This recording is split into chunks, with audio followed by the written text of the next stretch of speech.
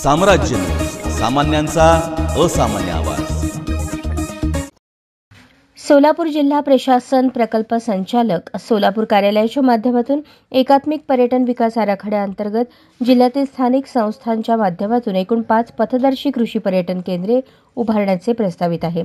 सदर उभारणी पंढरपूर, अक्कलकोट, बार्शी आणि करमाळा या 4 प्रमुख मंदिरांच्या परिसरात प्रत्येकी 1 केंद्र तसेच उजनी धरणाच्या जलाशयालगतच्या गावात 1 केंद्र उभारणे अभिप्रेत आहे।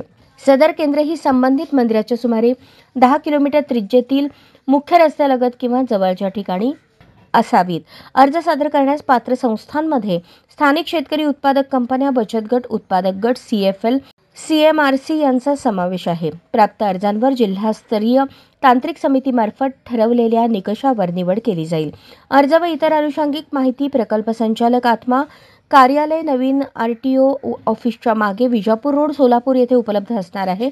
अर्जाचे शुल्क 100 रुपये असून विक्रम फुटाणे, मोबाईल नंबर 94 232 325 69 यांच्याकडून प्राप्त करून घ्यावा। अर्ज वाटपाचा कालावधी 5 मे ते 15 मे ऐवजी मुदतवाढ 20 मे पर्यंत देण्यात आली आहे। विहित नमुन्यात परिपूर्ण अर्ज प्रकल्प संचालक आत्मा कार्यालय सादर करण्यासाठी अंतिम तारीख 20 मे ऐवजी मुदतवाढ 26 मे रोजी सायंकाळी 5:30 वाजेपर्यंत असेल।